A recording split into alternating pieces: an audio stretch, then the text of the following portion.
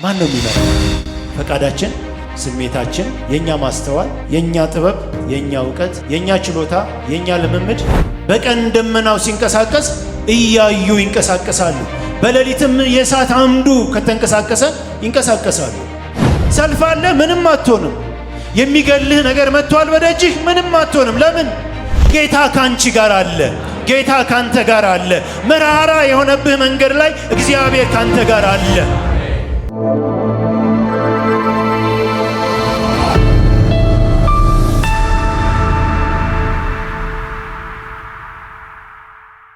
በጌታ የተወደዳችሁ ቅዱሳን እንደምን ከረማችሁ? የአምላካችን የእግዚአብሔር ስም የተባረከ ይሁን። ክብር ለጌታ ይሁን። የረዳን እግዚአብሔር ስሙ ይባረክ። መጽሐፈ ምሳሌ ምዕራፍ 3 ላይ እንዲህ ይላል፣ ከቁጥር 5 እስከ 8 ድረስ። በፍጹም ልብህ በእግዚአብሔር ታመን፣ በራስ ማስተዋል አትደገፍ። በመንገድህ ሁሉ እርሱን እወቅ፣ እርሱም ጎዳናህን ያቀናልሃል። በራስ አስተያየት ጠቢብ አትሁን፣ እግዚአብሔርን ፍራ፣ ከክፋትም ራቅ። ይህም ለሥጋ ፈውስ ይሆንልሃል፣ ለአጥንትህም ጠገን። የምናገርበት ክፍል መሪያችን ማን ነው በሚል ነው። መሪያችን ማን ነው? በዚህ ክፍል ላይ ነው የምናገረው። ቅድም ባነበብኩት ክፍል ላይ በዚህ ክፍል ላይ ጥቂት ዳሰስ ስናደርገው 5 ነገሮችን አጠር አድርጌ እናገራለሁ። በዚህ ክፍል ላይ እንደዚህ ይላል። ክፍሉን ቅድም እንዳነበብኩት ጠቅለል ስናደርገው ሙሉ በሙሉ በእግዚአብሔር መታመን፣ በእያንዳንዱ እርምጃችን እርሱን ማወቅና እርሱን ማስቀደም፣ በእርሱ ፍርሃትና በንጽህና የመጓዝ ተገቢነትን ሲናገር ደግሞ እንደገና በራስ ባለመታመን ሰዋዊ ጥበብን ንቆ በመጓዝ እግዚአብሔር ክንውንን እንዲሁም ደግሞ ጤናንና ብርታትን እንዲያደርግ በዚህ ክፍል ላይ ይናገራል ማለት ነው። መንፈሳዊ ጤንነት ደግሞም ስጋዊ ጤንነት ምንጩ እግዚአብሔር ነው። ክብር ለጌታ ይሁን። እግዚአብሔርን በመፍራት ውስጥ እግዚአብሔርን በማወቅና እግዚአብሔርን በማስቀደም ውስጥ አሁን የተናገርኳቸው ጠቅለል ያሉ ሐሳቦችን ክፍሉ ያስጨብጠናል። በዚህ ቦታ ላይ በራስህ ማስተዋል ምን አትበል፣ አትደገፍ፣ በፍጹም ልብህ በእግዚአብሔር መንበል ታመን ብሎ ይናገራል። ቁጥር 7 ላይ እንደገና በራስህ አስተያየት ጠቢብ አትሁን ብሎ ደግሞ ይናገራል ማለት ነው። ማን ነው መሪያችን? የሥጋችን ፈቃድ፣ የነፍሳችን ፈቃድ ወይንስ ደግሞ ዓለም እንደሚመራው እንደዚያ የሆነ የምንመራው? በዚህ ክፍል 2 ቁልፍ ቃላቶችን እንመለከታለን። እግዚአብሔር ደግሞ የማይፈልጋቸው በእኛ ሊሆኑ የማይገቡ ነገሮችን ይናገራል። የመጀመሪያው የእግዚአብሔር የሆነን እርዳታና ምሪት የሚቃረን ነገር እንደሆነ እንመለከታለን። ሁለተኛ ደግሞ መተግበር የሌለባቸው ሐሳቦች እንደሆኑ ሁለቱንም ደግሞ እናያለን። የመጀመሪያው በራስህ ማስተዋል ምን አትበል፣ አትደገፍ። ባንተ በሆነ ጥበብ፣ ባንተ በሆነ ዕውቀት፣ ባንተ በሆነ ሲስተም በዚያ ላይ ምን አትበል፣ አትደገፍ። ደግሞ ሁለተኛው ላይ በራስህ አስተያየት፣ ሁለቱም ተመሳሳይነት አላቸው። በዚያ ደግሞ ጠቢብ ነኝ አትበል፣ ጠቢብ ነኝ ብለህ አትገለጥ በማለት ሁለቱን እግዚአብሔር የማይፈልጋቸውን ነገሮች አስቀምጦ እንመለከታለን። ሁለቱም ሐሳቦች በእግዚአብሔር ቃልና ከእግዚአብሔር ምሪት በተቃራኒ የሚቆሙ ናቸው። በእግዚአብሔር መንፈስ ምሪት በዚያ የሕይወት ልምምድ ውስጥ እንዳንገባ እንቅፋት የሚሆኑ ነገሮች ናቸው። ስለዚህ ጠቢቡ ሰለሞን እነዚህ 2 ነገሮች ካንተ ጋር አይቀጥሉ ይላል። በራስ ማስተዋል አትደገፍ፣ ደግሞ በራስ አስተያየት ጠቢብ አትሁን በማለት ይናገራቸዋል። ሁለቱም ሐሳቦች ደግሞ በትእዛዝ መልክ የተቀመጡ ናቸው። ስናነባቸው እንደ ትእዛዝ እናገኛቸዋለን። በራስ ማስተዋል ምን አትበል፣ አትደገፍ። ትእዛዝ ነው። ደግሞ በራስ አስተያየትም ደግሞ ምን አትበል፣ ጠቢብ አትሁን። ሰለሞን ደፈር ብሎ የሚያዝ ይመስላል። ስለዚህ እነዚህን ሁለት ነገሮች ከኛ ሕይወት ውስጥ ሊቀጥሉ የማይገባቸው እንደሆኑ ልናስብ ይገባል ማለት ነው። መጽሐፍ ቅዱስ እግዚአብሔር ሕዝቡን እንዴት እንደሚመራ፣ ሕዝቡን እንዴት መምራት፣ ሕዝቡ ደግሞ እንዴት መመራት እንዳለበት በግልጽ ያስቀምጣል መጽሐፍ ቅዱሳችን። ከዘፍጥረት ጀምረን እስከ ራእይ ስንሄድ እግዚአብሔር ሕዝቡን የሚመራበትን በቃል ውስጥ እንዴት እንደሚመራ በተለያየ ስፍራ ላይ ያስቀምጦ እንመለከታለን። ሕዝቡም ደግሞ እንዴት መመራት እንዳለበት እንዲያውቅ እግዚአብሔር ይፈልጋል። ሕዝቡ ሕዝቡን እግዚአብሔር ከግብፅ አውጥቶ ሲመራ በድንቅ ሲመራቸው እንመለከታለን። ዘጸአት ምዕራፍ 13 ቁጥር 21 ላይ ሄደን ስናነብ እግዚአብሔር ሕዝቡን በቀንና በሌሊት ይሄዱ ዘንድ መቼና መቼ? በቀንና በሌሊት ምን ይብሉ ዘንድ? ይሄዱ ዘንድ፣ ይጓዙ ዘንድ፣ ከመጓዝ እንዳይስተጓጎሉ እግዚአብሔር ያደረገላቸውን ነገር ይናገራል። በቀን በደመና አምድ ይመራቸዋል ይለናል። በሌሊት ደግሞ በእሳት አምድ ይመራቸዋል። ለምንድን ነው እሳት ያስፈለገው ስንል ከመጀመሪያው ሐሳብ ላይ ሲናገር ምን ይላል? በቀንም በሌሊት ምን ይሉ ዘንድ? ይሄዱ ዘንድ። አይ ሌሊት ነው ምን ያደርግላቸዋል እንዳንል፣ እሳቱ ምን ያደርጋል? ዳመናው እኮ በቃ ለቀን እንኳን ለፀሐይ መከለያ ነው እንዳንል፣ በሌሊት ደግሞ በእሳት አምድ ተገልጦ ይመራቸዋል።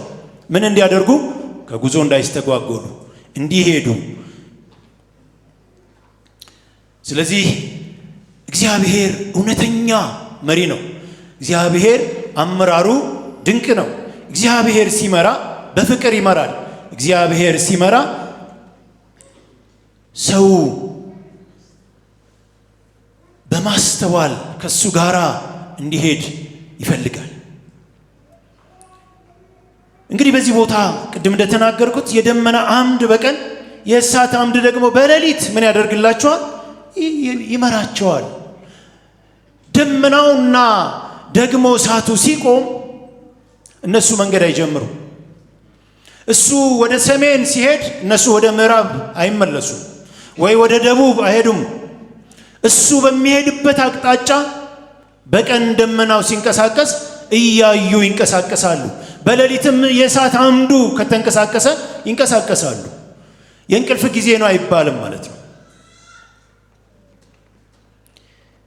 ይህን የጉዞ ስርዓት ከግብፅ ከባርነት ያወጣው ሕዝቡን ያመልኩትና ያገለግሉት ዘንድ በዚህ ስርዓት መጓዝ ግድ ይላቸው ነበር። አይ ዛሬ ደክሞናል፣ ዳመናው ትንሽ ይሄድና ይቅደመን፣ እኛ ትንሽ እንረፍ፣ እሳቱም ትንሽ ይሄድ፣ ትንሽ እናንቀላፋ ሊሉ አይችሉም። ሲንቀሳቀስ አብረው ይንቀሳቀሳሉ፣ ሲቆም አብረው ይቆማሉ። ከዚህ ምሪት ማፈንገጥ በእግዚአብሔር አመራር ላይ ማመጽ ይሆናል። ለምን? ስርዓቱን የደነገገ እግዚአብሔር ስለሆነ።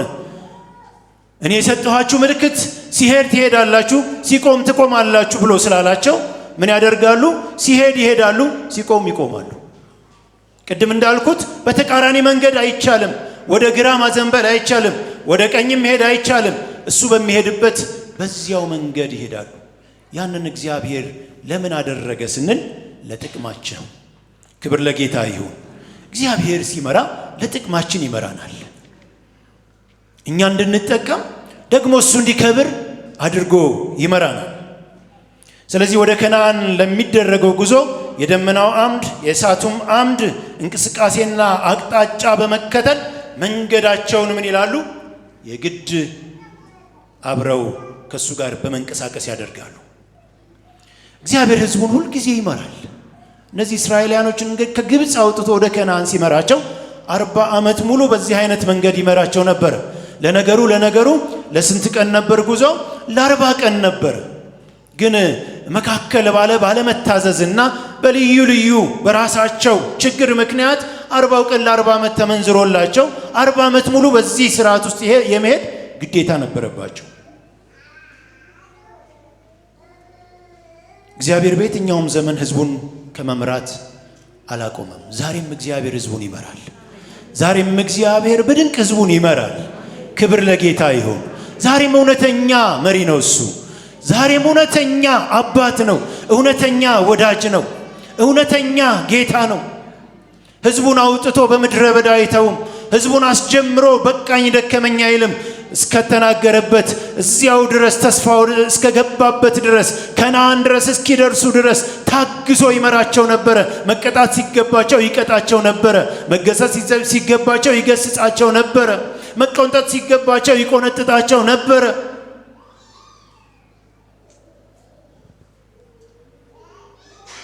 ደግሞ አመላቸውን ችሎ ሙሴ እኮ ምርጥ መሪ ነበረ፣ ግን ተመረረ። በጥያቄያቸው ብዛት ተመረረ እና ሊያስገባ የወጣው እሱ መንገድ ቀረ። ወገኖቼ እግዚአብሔር ታጋሽ መሪ ነው። እግዚአብሔር ድንቅ መሪ ነው። እግዚአብሔር እውነተኛ መሪ ነው። ግን እየተመራን ነው? እግዚአብሔር ሲመራን እየተመራን ነው? እግዚአብሔር የሚለንን ያንን እየታዘዝን እያደረግን ነው? እግዚአብሔር የሚመራበት መንገድ ልዩ ልዩ ነው። እግዚአብሔር ሲመራ ለሰው ደስ በማይልም መንገድ ይመራል።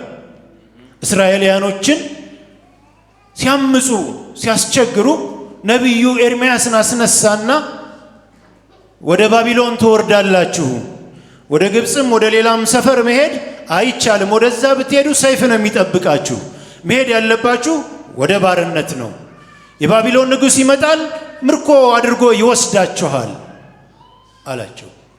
ይሄ የእግዚአብሔር ድምፅ ነበረ። ህዝቡ ግን አይሆንም አሉ። እንዴት እንማረካለን እኛ አሉ። ግን ለጥቅማቸው ነበረ እግዚአብሔር ይህንን ምሪት የሰጣቸው፣ ይህንን አቅጣጫ የሰጣቸው። እግዚአብሔር ራርቶላቸው ነው። ምንም ለቅጣት እንኳን ቢሆን ራርቶላቸው ነው። እግዚአብሔር ሲመራ ይራራል። ክብር ለጌታ ይሁን።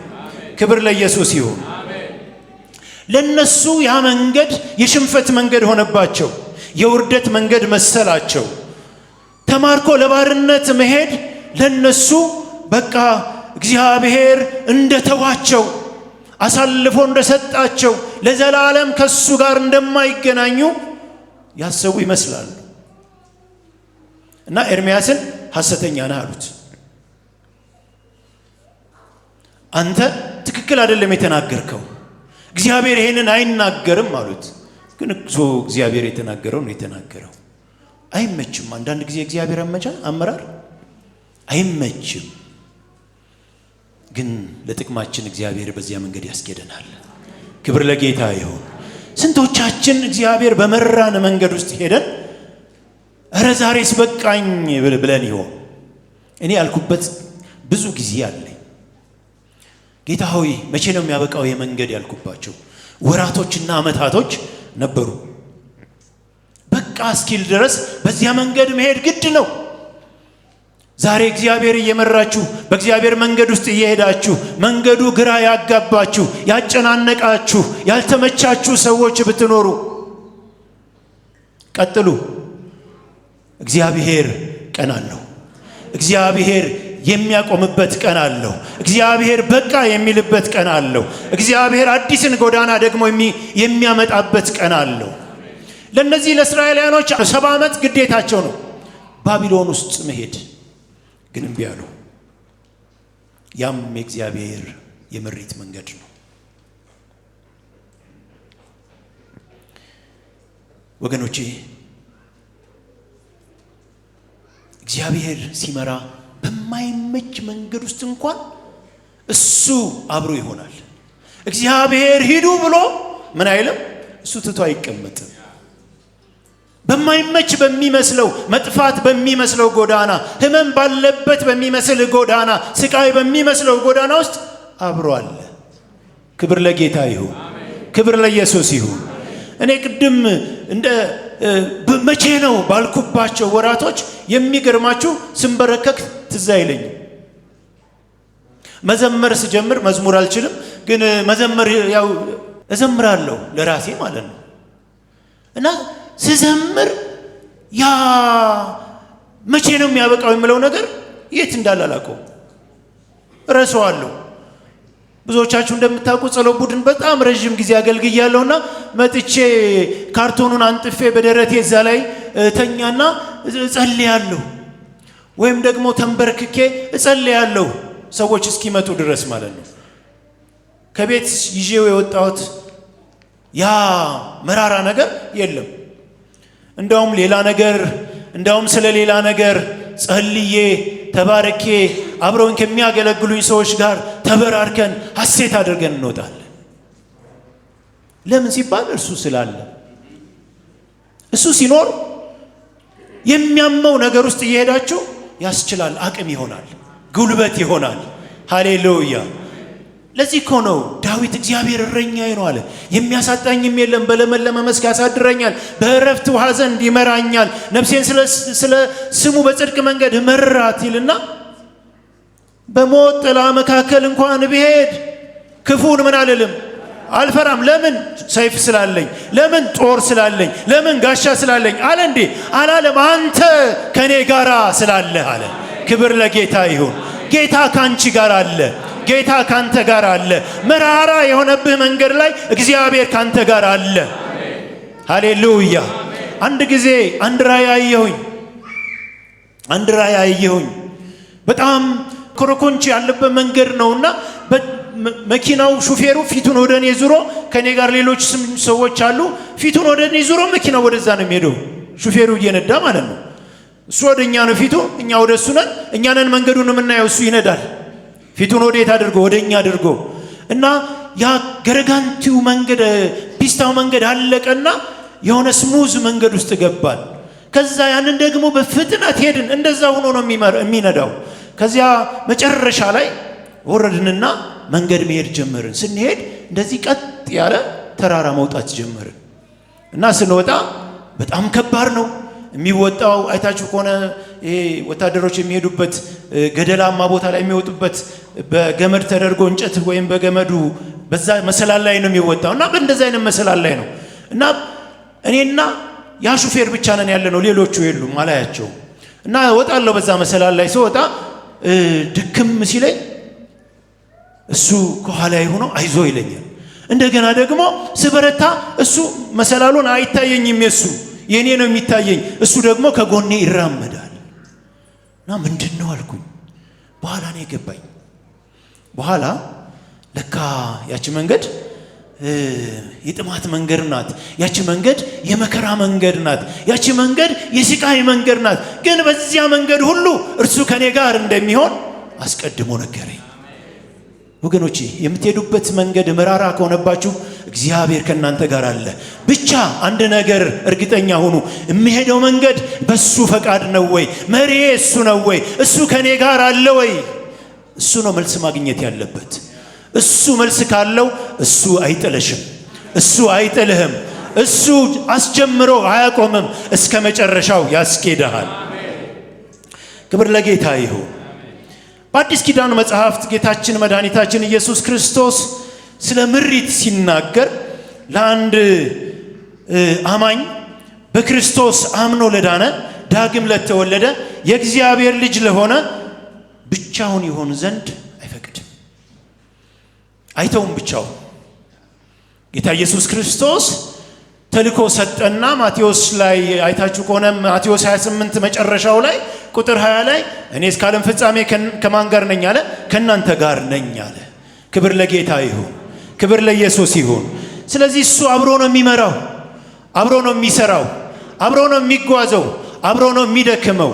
ስንደክም አብሮ ከኛ ጋር አለ። እሱ ይደክማል እያልኩ አይደለም፣ ግን በድካማችን የሚራራልን ደግሞ የሚያግዘን እርሱ ከኛ ጋር አለ። ክብር ለጌታ ይሁን። ዮሐንስ ወንጌል ላይ ሂደን ስንመለከት ዮሐንስ ወንጌል ምዕራፍ 16 ቁጥር 13 ላይ እንዲህ ብሎ ይናገራል። ግን እርሱ የእውነት መንፈስ በመጣ ጊዜ ወደ እውነት ሁሉ ይመራችኋል። የሚሰማውን ሁሉ ይናገራል እንጂ ከራሱ አይናገርም፣ የሚመጣውንም ይነግራችኋል በማለት ለደቀ መዛሙርቱ ሲነግራቸው እንመለከታለን። ምን ይመጣል አለ? የእውነት መንፈስ ይመጣል አለ። እርሱ በመጣ ጊዜ የሚመራችሁ ወደ እውነት ሁሉ ይመራችኋል። እውነት ወደ ሆነው ነገር፣ የሱ ወደ ሆነው ነገር፣ እሱ ሊያደርሳችሁ ወደሚፈልገው ነገር፣ የኔ የሆነውን ነገር እሱ ይመራችኋል፣ ወደዚያ ያደርሳችኋል አለ። ብቻችንን ሊተወን አልጠራንም። አስረግጦ ለደቀ መዛሙርቱ ነገራቸው። ሲመራ ወደ እውነት ይመራል አለ። ሲመራ ሊሆን ወዳለው ነገር፣ ሊገለጥ ወዳለው ነገር እሱን እያሳወቀ ይመራችኋል ብሎ ተናገረ። መንፈስ ቅዱስ ጌታ ኢየሱስ ክርስቶስ በምድር ላይ ያለውን ሥራውን ጨርሶ ሲሄድ የላከው እርሱን ነው።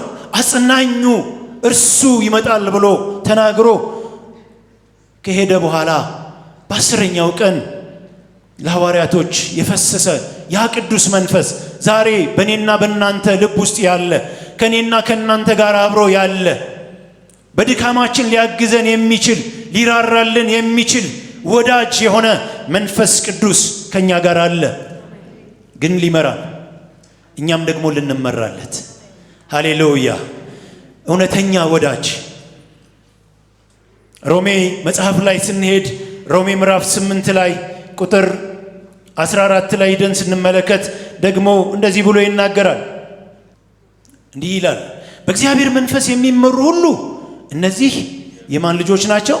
የእግዚአብሔር ልጆች ናቸው። በማን የሚመሩ? በመንፈስ ቅዱስ የሚመሩ፣ በእግዚአብሔር የሚመሩ። ለምን? የመጣው ሊመራ ነውና ልንመራ ደግሞ ግድ ነው ማለት ነው። ከተመራን የእግዚአብሔር ልጆች ነን ማለት ነው። ካልተመራን ጥያቄ ምልክት አለው። እውነት ነው፣ ዳግም ተወልደናል። እውነት ነው፣ የእግዚአብሔር ልጆች ነን። ግን የሚታዘዙ ልጆች ማለት ነው። እሺ የሚሉ ገር ልብ ያላቸው፣ ታራቂ መንፈስ ያላቸው፣ ትሁቶች፣ ለመንፈስ ቅዱስ ምሪት እሺ የሚሉ እነሱ የእግዚአብሔር ልጆች ናቸው። የእግዚአብሔር ልጆች ከሆንስ በመንፈስ ቅዱስ መመራት መብታችን ደግሞ ግዴታችን ነው። የእግዚአብሔር ልጆች ነን ካልን በመንፈስ ቅዱስ መመራት መብታችን ደግሞ ምናችን ነው? ግዴታችንም ነው። ሊመራን መብት አለን፣ ምራኝ ልንለው። ለመመራት ደግሞ እሱ ሲመራ ግዴታ አለብን። እምቢ ብንል ዋጋ እንከፍላለን። መንፈስ ቅዱስ ካዳ እንዴት ነው የሚመራን? ፈጠን ብዬ 1-4 ነገር እናገራለሁ። የመጀመሪያው መንፈስ ቅዱስ ይህንን ፕራክቲስ እንድናደርገው ነው የምፈልገው ወገኖቼ። ሁልጊዜ የሚሰበኩ ቃሎች፣ የሚሰበክ የእግዚአብሔር ቃል ልንኖረው ነው የሚሰበክልን፣ ልንለማመደው ነው የሚሰበክልን። ስለዚህ እኔ ዛሬ አደራ ነው የምላችሁ፣ የእግዚአብሔር ልጆች ከሆንን ከመንፈስ ቅዱስ ጋር ከእሱ ጋር አብረን ልንፈስ እግዚአብሔር ይፈልጋል። ለቤዛ ቀን የታተማችሁበትን ቅዱሱን የእግዚአብሔርን መንፈስ ምን አትበሉት፣ አታሳዝኑት ይላል። ምን ስንሆን ነው የምናሳዝነው እሱን? ምን ስንሆን ነው የምናስመርረው እሱን? አመራሩን እምቢ ስንል፣ ዳመናው ወደዚህ ሲሄድ እኛ ወደዚህ ስንሄድ፣ ወደ ግራ ሲለን ወደ ቀኝ ስንሄድ፣ ወደፊት ሂዱ ስንባል ወደ ኋላ ስንመለስ፣ ዝም በሉ ስንባል ስንናገር ስንለፈልፍ፣ ተቀመጡ ስንባል ስንሄድ፣ ተቃራኒ የሆነውን ነገር ስናደርግ እሱ እናሳዝናለን። ዛሬ ከሱ እንድንመለስ በጌታ ፍቅር ጋብዛችኋለሁ። እና ካዳ እንዴት ነው የሚመራን? የመጀመሪያው በውስጣችን በሆነ በለሆሳስ ድምፅ ይመራናል። በውስጣችን ይናገረናል። እሱ ያለው እኛ ውስጥ ነው። እሱ ያለው ማደሪያ አድርጎን መቅደስ አድርጎ በእኛ ውስጥ ነው። እሱ ድምፁን ሊያሰማን ሁል ጊዜ ይፈልጋል፣ ሁል ጊዜ ይናፍቃል፣ ጆሮ እንድንሰጠው ይፈልጋል። አንዱ የሚናገርበት መንገድ በሹክሹክታ ድምፅ ነው፣ በለሆሳስ ድምፅ ነው። ይሄንን የት ነው የምናገኘው? ግርግር ውስጥ ሆነን አናገኘው። ያልተገባ አካሄድ ውስጥ ሆነን አናገኘው። ይሄንን የምናገኘው በጥሞና ስፍራ ውስጥ ነው። ይሄንን ምሪት የምናገኘው ጸጥና ዝግ ባለ አካሄድ ውስጥ ስንሄድ ነው። የዚያን ጊዜ ጆሮአችን ይሰማል። የዚያን ጊዜ ልባችን ለዚህ ድምፅ ቅርብ ይሆናል። እሱም ደግሞ በግልጽ ይናገራል። ጸጥ ባለ ዝግ ባለ ድምፅ ወደ ውስጣችን ፈቃዱን ያፈሳል። የልቡን ሐሳብ ያጫውተናል።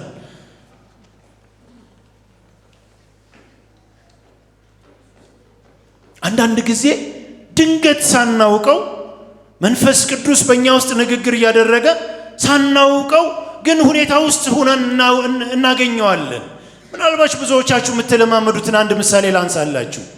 ሳትዘጋጁበት ድንገት ሳታስቡት መዝሙር ሳትመርጡ የሆነ መዝሙር ወደ ውስጣችሁ መጥቶ ስትዘምሩት ውስጣችሁ እየተባረከ እየፈሰሰ የሆነ ነገር እየፈሰሰ ምናምን ቆይታችሁ ድንገት ምን ነበር ይሆንኩ የምትሉ ሰዎች አላችሁ። ያ የለሆሳስ ድምፅ ነው። ያ የመንፈስ ቅዱስ ድምፅ ነው። ብዙ ጊዜ በእንደዚህ አይነት መንገድ እግዚአብሔር ያናግረኛል። የሚገርመው መንገድ ላይ እየሄድኩኝ ድንገት እንደዚህ አይነት ነገር ሳላውቀው እያደረኩት እሄዳለሁ እና ውስጤ እየዘለለ ድንገት አንዳንድ ጊዜ ባትትና የጌታ ድምፅ እንደሆነ አስተውላለሁ። ምን እየተናገረኝ እንዳለ አስተውላለሁ። እንደዚህ አይነት የምትለማመዱ ሰዎች ይሄንን ልምምድ አዳብሩ። እግዚአብሔር እየመራችሁ ነው። በዚያ ድምፅ ውስጥ እግዚአብሔር በዚህ አይነት ልምምድ ውስጥ ወደ እናንተ ልብ እየቀረበ ነው። እግዚአብሔር ለእናንተ ሊያጫውታችሁ የሚፈልገውን ነገር እያፈሰሰላችሁ ነው።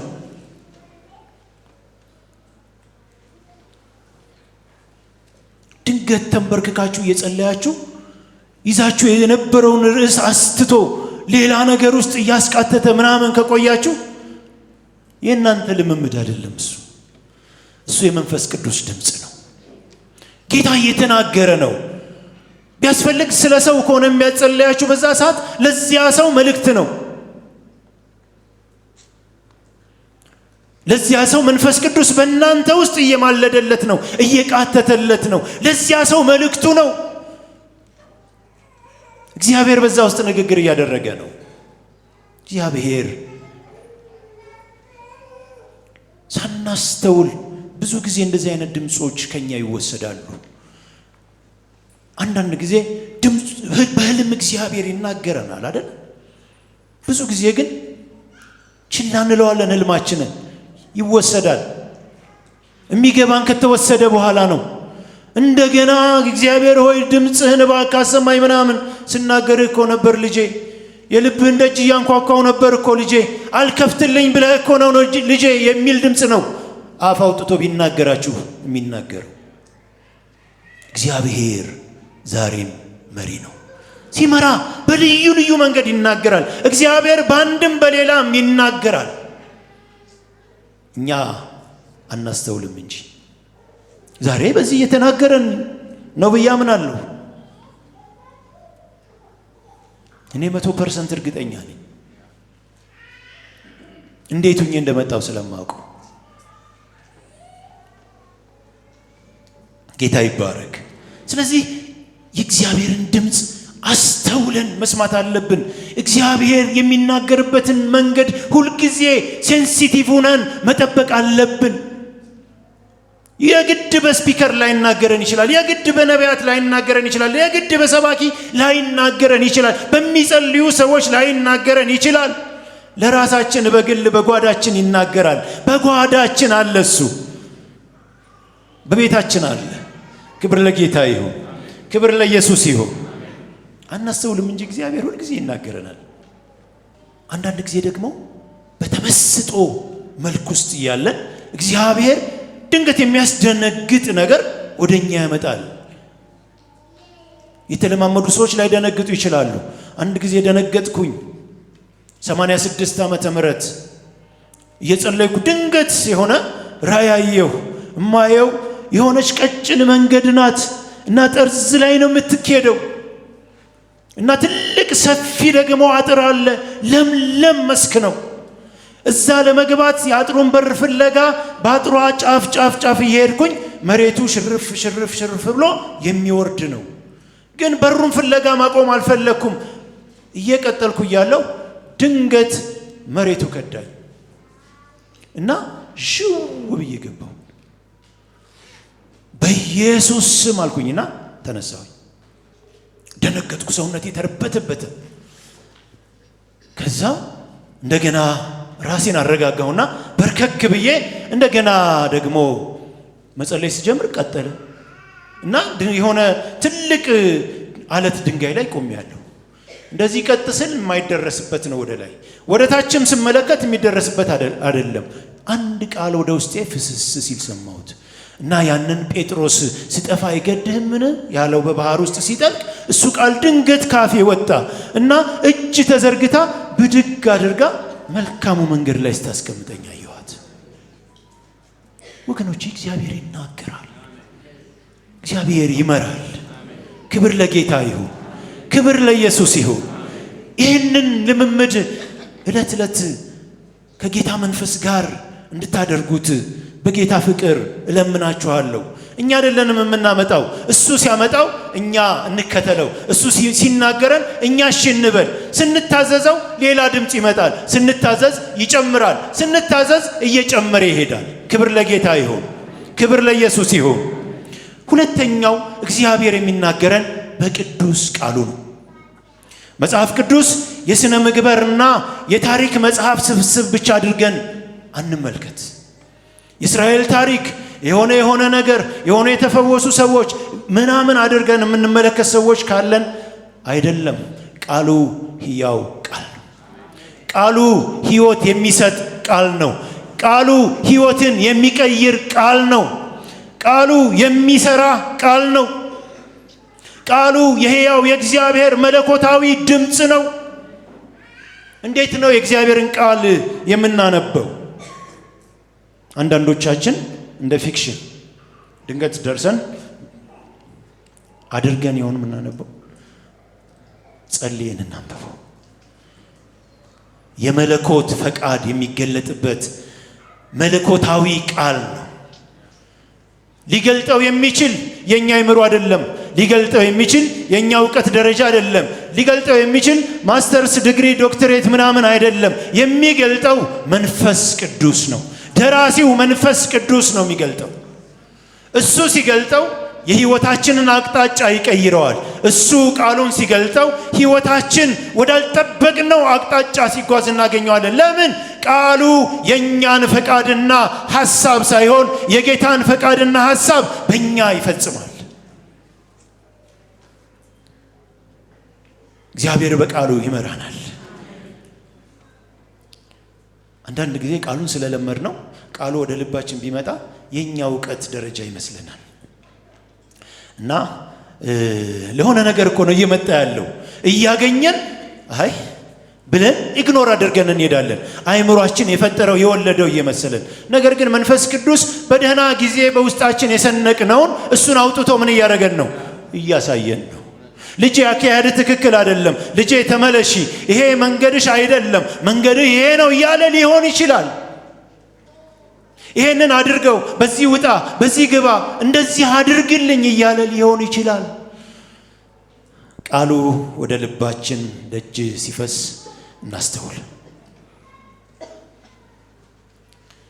ዕብራውያን ምዕራፍ 4 ላይ ሄደን ስንመለከት ነፍስና መንፈስን ቅልጥምና ጅማትን እስኪለይን ድረስ እንደሚወጋ ሐሳባችንና የልባችንን ዝንባሌ እንደሚመረምር ይናገራል።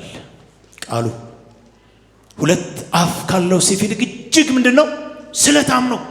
በሁለቱም በኩል ሰይፍ ስለታለው አይደለ? በዚያ ሲገባ በዚህኛውም እንደሚቆርጥ ማለት ነው።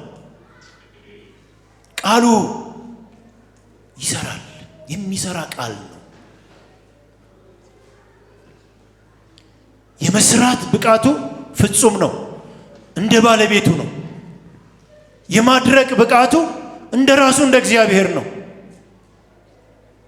ይሁን ብሎ ሲያዝበት እንዲሆን ያደረገ የቃሉ ጉልበት ራሱ እግዚአብሔር ነው።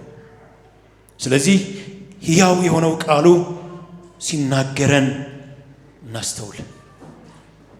ወደ እግዚአብሔር ቤት ስንመጣ ዛሬ ማን ነው ሰባኪው፣ ዛሬ ማን ነው ተናጋሪው ሳይሆን እግዚአብሔር ዛሬ ምን ይናገረኛል ብለን እንቀመጥ።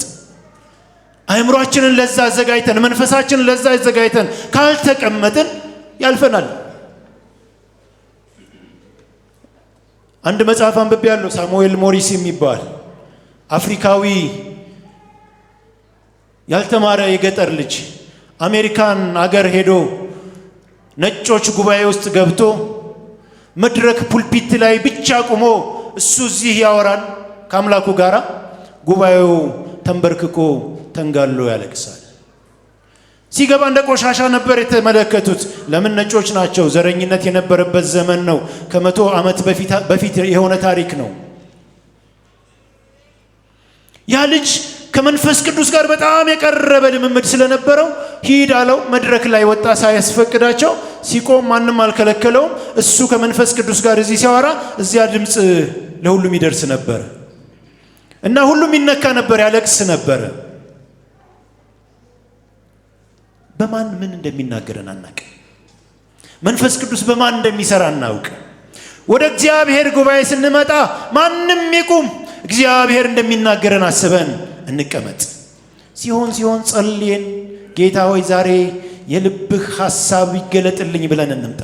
እግዚአብሔር ለዚያ አይነት ልብ ድምፅ አለው። ዲዳ ሰው ቢቆም እግዚአብሔር ይናገረዋል።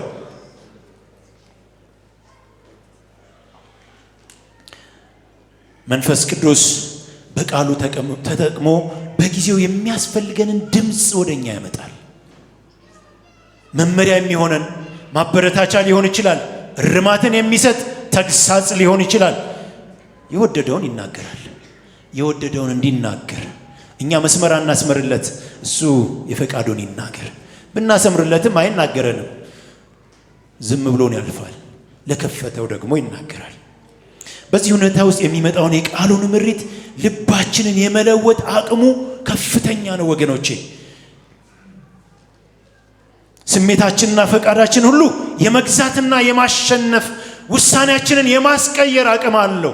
ልባችን ተዘጋጅቶ በተዘጋጀ መሬት ላይ እንደሚዘራ ዘር በልባችን ላይ ቃሉ ሲመጣ የሆነ ነገር ይቀይራል። የሆነ ታሪካችንን ይቀይራል። የሆነ እርምጃችንን ይቀይራል። የሆነ ነገራችንን ለውጦት እናገኘዋለን። እንዴት ለወጠው አናውቅም፣ ግን እሱ ለዋጭ ስለሆነ ይለውጣል። ስለዚህ መንፈስ ቅዱስ በቃሉ ይናገረናል። መንፈስ ቅዱስ በተለያዩ ሁኔታ ውስጥ ስንሆን ምሪቱን የሚፈልግ ልብ ሲኖር፣ ግራ ለተጋባ፣ ውሳኔ ለመስጠት ለተቸገረ፣ ለዚያ ሰው ግልጽ በሆነ መንገድ ለሰውየው በሚገባው መልክ መንፈስ ቅዱስ ይናገራል። መዝሙር 119 ቁጥር 105 ላይ ሄደን ስንመለከት ሕግህ ለእግሬ መብራት ለመንገዴ ምንድን ነው ይላል? ብርሃን ነው ይላል። የእግዚአብሔር ቃል ለእግራችን መብራት፣ ምን እንዳይሆን፣ በጉድጓድ እንዳይገባ፣ የሚወጋው ነገር እንዳይወጋው፣ እያየ እንዲያርፍ፣ የሚረግጠውን እንዲያውቅ፣ መብራት እግር ላይ ለእግር እንደሚያስፈልገው በጨለማ ሲሄድ እንዲሁ ለሕይወታችን ለሕይወት መንገዳችን ብርሃን ነው የእግዚአብሔር ቃል። ዘማሪው ሲናገር ሕግህ ለእግሬ መብራት ለመንገዴም ብርሃን ነው። የእግዚአብሔር ቃል ለእኔና ለእናንተ እንደዚህ ነው ወገኖቼ። ስለዚህ የቃሉ ብርሃን በማብራት መንገዳችንን፣ አደራረጋችንን፣ ማህበራዊ ግንኙነታችንን፣ ህብረቶቻችንን ሊመራ ይፈልጋል። ወደ ቃሉ እንመለስ። ቃሉ ይግዛን፣ ቃሉ ይምራን፣ ቃሉ ይገስጸን፣ ቃሉ ይዝለፈን። እግዚአብሔር ሲዘልፍ እኮ መልካም ነው ወገኖቼ። እግዚአብሔር ሲዘልፍ ሊያተርፍ ነው። እግዚአብሔር ሲዘልፍ ሊያቀና ነው። እግዚአብሔር ሲዘልፍ ሊያተርፈን ነው። ዘለፋ እንኳን ቢሆን እግዚአብሔርን እንስማው። ሰው ይዘልፍ የለ እስኪ በቃ ድረስ ይዘልፋል እኮ ሰው። እግዚአብሔርማ ይዘለፈን እንጂ። የእግዚአብሔር ዘለፋ ወገኖቼ በጣም አስፈላጊ ነው።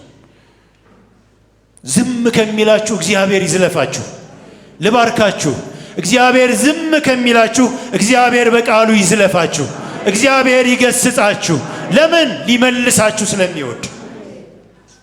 ሶስተኛው ሰላምን በውስጣችን በማፍሰስ እግዚአብሔር ይመራናል። ብዙ ነገር እንደምታውቁ አውቃለሁ። እኔ ለዚህ ቀን መልእክት የሆነኝን ነገር ነው ይዤ የመጣሁት። በነቢያት ይመራል ምናምን ማለት እችላለሁ። በትምህርት በተለያዩ ፕሮግራሞች ማለት ይቻላል። እሱን አይደለም ዛሬ መናገር የፈለግኩት። እግዚአብሔር በውስጣችን ሰላምን በማፍሰስ ምሪቱን ያሳውቀናል። ችግረኛ፣ በመከራ ውስጥ ያለ፣ ሰልፍና ነውጥ በዙሪያው የከበበው፣ በቅርብና በሩቅ፣ በግልና በሀገራዊ ጉዳይ እንደ ማህበር በማህበራችን ውስጥ ችግሮች ሲኖሩ እግዚአብሔር ምሪትን ይሰጣል። መንፈስ ቅዱስ ጥልቅ የሆነ መረጋጋትን በእንደዚህ በማይመች ሁኔታዎች ውስጥ ስትሄዱ ውስጣችሁ መረጋጋት ካለ እግዚአብሔር ኦኬ ብሏል። እኔ ካንተ ጋር ነኝ ብሏል። እሳት አለ ምንም አትሆንም። አንበሳ አለ ምንም አትሆንም። ሰልፍ አለ ምንም አትሆንም። የሚገልህ ነገር መጥቷል በደጅህ ምንም አትሆንም። ለምን? ውስጥህ ተረጋግቷል። በቅርብ አንዲት እህት የሆነ ዕቃ ጠፋትና ከባለቤቴ ጋር ስልክ ይደዋውሉ ነበር እና አወሩ። በማግስቱም አወሩት እና ገርሟታል። ሌሊት እኮ እንቅልፍ ወሰደኝ ምንም እኮ አላሰብኩም ስትል፣ እንዴ ካዳ ፈልገሽ ልትጨነቂ ነው እንዴ? አጠገቤ ብትል እንደዛ ልላት ነበር። ሰው ፈልጎ መጨነቅ ይፈልጋል። እግዚአብሔር ዝም ሲያደርግህ ዝም በል ወንድሜ። እግዚአብሔር ነገር አለው ማለት ነው። ነገሩ እኮ እየተቀጣጠለ ነው፣ እያየኸው ነው፣ አጠገብህ እየደረሰ ነው። ግን ውስጥ ዝም ብሏል። ዝም በል፣ እግዚአብሔር ካንተ ጋር ነው። እግዚአብሔር ሰላምን ሲሞላ ዝም ነው በቃ። ለዚህ እኮ ነው ጌታ ኢየሱስ ክርስቶስ የሚናገረው። ዮሐንስ 14 ቁጥር 27 ላይ ስንሄድ ሰላሜን እተውላችኋለሁ፣ ሰላሜንም እሰጣችኋለሁ። እኔ የምሰጠው ሰላም ዓለም እንደሚሰጥ አይደለም። በዓለም ውስጥ መከራ እንዳለ ተናግሯል እኮ። በዓለም ሳላችሁ መከራ አለባችሁ፣ አይዟችሁ እኔ ምን ብየዋለሁ? አሸንፌዋለሁ ብሏል። መከራ እንዳለባቸው ነግሯቸዋል። ግን ምን እሰጣቸዋለሁ? ሰላሜን ትቼላቸው እሄዳለሁ። ሰላሜን እሰጣቸዋለሁ። ዓለም እንደሚሰጠው አይደለም፣ በብር አይደለም፣ በወርቅ አይደለም። ያለ ምክንያት የሆነ ሰላም፣ ያለ ምክንያት የሆነ መረጋጋት። ነውጥ እያለ አዎ፣ ችግር እያለ አዎ፣ ረሃብ እያለ አዎ፣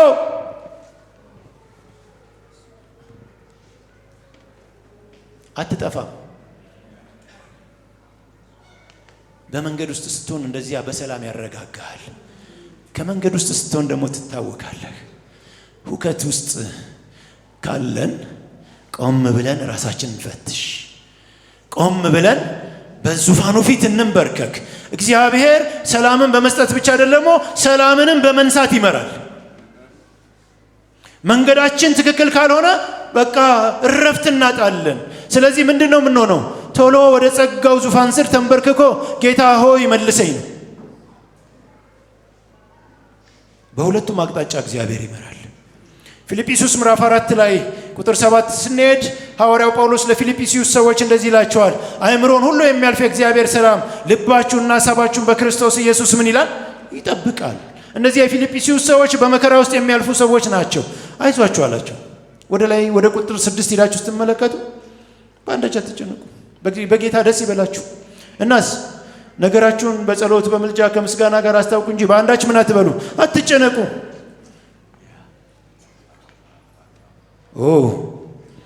ቆላስይስ ምዕራፍ 3 ቁጥር 15 ላይ በአንድ አካል የተጠራችሁ ደግሞ የክርስቶስ ሰላም በልባችሁ ይግዛ በማለት ይናገራል። በምን የተጠራችሁ? በአንድ አካል የተጠራችሁ። እንደዚህ ጉባኤ ማለት ነው። ሌላም ጉባኤ ያለው እግዚአብሔር በየሰፈሩ ያ ሁሉ ጉባኤ አንድ አካል ነው። ያ አካል በዚያ እንደ አካል የተጠራችሁ ደግሞ የክርስቶስ ሰላም በልባችሁ ምን ይበል? ይግዛ። ሰላምን እሹ፣ ሰላምን ምን በሉ? ተከታተሉ፣ ሰላምን ፈልጉ።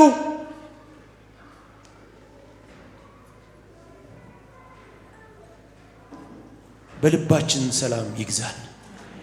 እሱ ሲኖር መንገዳችን ላይ ነው። እሱ ሲኖር የምንወስነው ውሳኔ ትክክል ነው።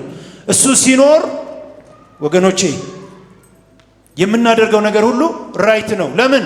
እሱ አፕሩፍ እያደረገልን ነው። እሱ እያረጋገጠልን ነው። 90ዎቹ መጨረሻ አካባቢ ላይ ትንሽ ተናወጥኩኝና መረቤን አነሳው ወጥቼ የምሰራውን ስራ ለመስራት እና ነገሮች ሁሉ አዘገጃጅቼ ጠዋት ላይ ልወጣስ እየተዘጋጀው ሌሊት ላይ እግዚአብሔር ተገለጠና እንዳታደርገው ተጠንቀቅ አለኝ። ደነገጥኩኝ። በህልም ነው የተናገረኝ። ተነሳሁ፣ ጸለይኩ። ውስጤ ሊረጋጋ አልቻለም። ጠዋት ነጋ፣ ውስጤ ሊያርፍ አልቻለም። ማድረግ ያለብኝ እሱን መታዘዝ ነበረ። እሺ ስል ሰላም ተመለሰ። በኢየሱስ ስም እግዚአብሔር በሰላም ውስጣችሁን ይሙላላችሁ። በነውጥና በሁካታ መካከል ሆናችሁ በተረጋጋ ሰብና ውስጣችሁን እግዚአብሔር ከጠበቀ እርሱ ከእናንተ ጋር መሆኑን በዚያ እርግጠኛ ሁኑ። መንፈስ ቅዱስ በችግር ጊዜ የመጽናናት ምንጭ ነው። የሚያጽናና አምላክ ነው። ክብር ለጌታ ይሁን። የሰላም ምንጭ ነው እሱ። መንፈስ ቅዱስ ሰላምን በመስጠት ምን ያደርገናል? ይመራናል። በአስቸጋሪ ሁኔታ ውስጥ ስንሆን ሰላም ይከበናል።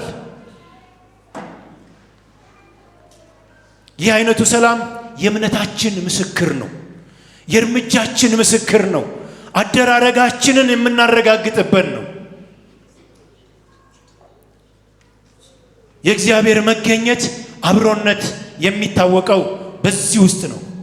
ይህ ሰላም ለመንፈሳዊ እድገታችን ልምላሜ ወሳኝ ነገር ነው። ሰው የሚቅበዘበዝ ከሆነ ችግር አለ በሕይወቱ። ሰው ውስጡ ካላረፈ፣ ሰው ውስጡ ሰላም ከሌለው መንፈሳዊ እድገቱ ቁልቁል እየወረደ ነው። ቆም ልንል ይገባል። ይህ አይነቱ ሰላም በውስጣችን ሲነግስ ሰላም ፈጣሪዎች ደግሞ ያደርገናል። ክብር ለጌታ ይሁን። ሰላም ውስጣችን ሲነግስ በዙሪያ ላለው ሁሉ ሰላም እንሆናለን። ለጎረቤቴ ሰላም እሆናለሁ። አብሮኝ ለተጠመደው ሰላም እሆናለሁ። ለቄስ መልአኩ ሁከት አልሆነውም። ለሽማግሌ ሁከት አልሆንም። ለወንድሞች ለእህቶች ምን አልሆንም? ሁከት አልሆንም። ሰላም ውስጤ ካለ ከሌሎች ጋር ባለን ግንኙነት ተጽዕኖ ፈጣሪዎች ደግሞ እንሆናለን። ሰላም በውስጣችን ሲኖር ተጽዕኖ ፈጣሪ ነው የሚያደርገን። ኪሎአችን ይከብዳል። መንፈሳዊ እንትናችን ይጨምራል። ለምን? እርሱ ከኛ ጋር ነው። ቅባቱ ይጨምራል። የሰዎች ቀንበር የሚሰብር ቅባት ካንተ ጋር አለ ማለት ነው።